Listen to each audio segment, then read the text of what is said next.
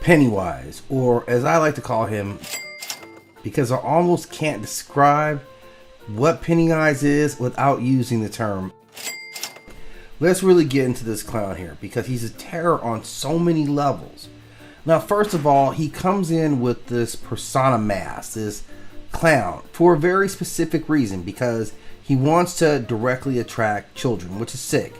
And this is like the persona designed to disarm victims by tapping into this archetype that typically is associated with joy and innocence.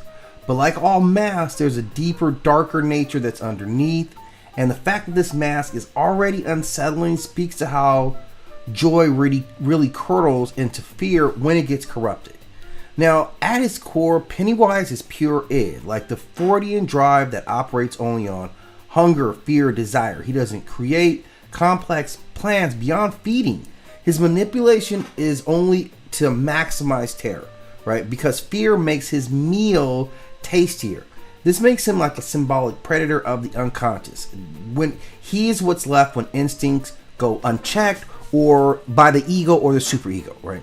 And in Jungian terms, he is the Shadow of Derry, the town itself.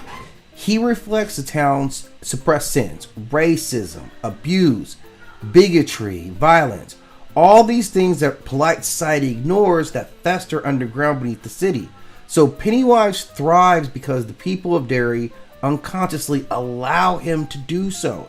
He becomes this externalized projection of the community's repressed evil. And you can see how nasty it gets in Derry. Now, we notice he often mimics like parental tones when he talks to kids. Like, we all float down here, like always nurturing, but he's nurturing annihilation. He's got this kind of warped parental hierarchy, this figure who promotes, safety but delivers terror. And for children, this is nightmares inversion of trust. This is the caregiver as the killer. And he doesn't just feed on flesh, he feeds on fear itself. And this is rooted in trauma, the kind he enjoys the most. So each victim's terror is highly individualized. Beverly's fear of her abusive dad. Eddie's fear of sickness.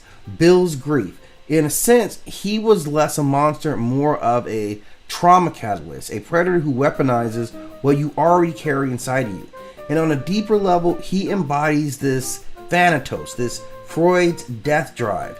He is eternal, cyclical, always returning to consume.